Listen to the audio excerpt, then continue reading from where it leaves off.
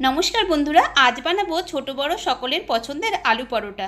এভাবে আলু পরোটা বানালে ব্রেকফাস্টে হোক ডিনারে খেতে কিন্তু খুবই ভালো লাগে। দেখে নেওয়া যাক রেসিপি। আলু পরোটা বানানোর জন্য এখানে নিয়েছি আটা, দিয়ে দিলাম এর মধ্যে স্বাদ মতো নুন,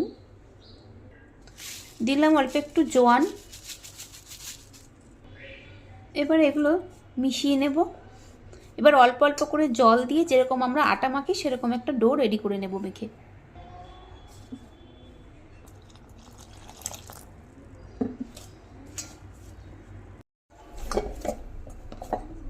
আটা মেখে নেওয়া হয়ে গেছে। এখানে নিয়েছি আলু সেদ্ধ, এর মধ্যে দিয়ে দিলাম পরিমাণ মতো নুন, দিলাম ভেজে রাখা জিরের গুঁড়ো, ধনের গুঁড়ো, আর দিয়ে দিলাম লঙ্কার গুঁড়ো, দিয়ে দিলাম ধনেপাতা কুচি আর কুচি করে রাখা কাঁচা লঙ্কা। এই সব দিয়ে আলু ভালো করে মেখে নেব। আলু মেখে নেওয়া হয়ে গেছে। মেখে রাখা আটার থেকে লেচি কেটে নিয়েছি। এবার এখান থেকে একটা লেচি নিলাম, এভাবে বাটির শেপ করে নিলাম।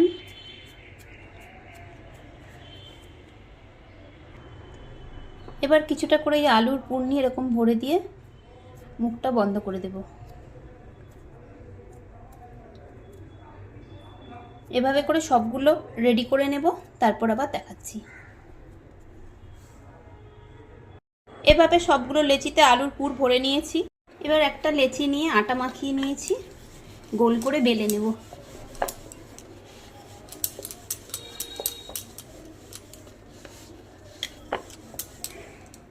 এবার গ্যাস ওভেন অন করে একটি তাওয়া বসিয়ে দিয়েছি, তার মধ্যে দিয়ে দিলাম একটা আলু পরোটা।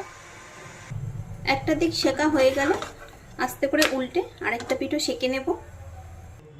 এবার দিয়ে দেবো অল্প একটু করে সাদা তেল। এবার উল্টে পাল্টে ভেজে নেব।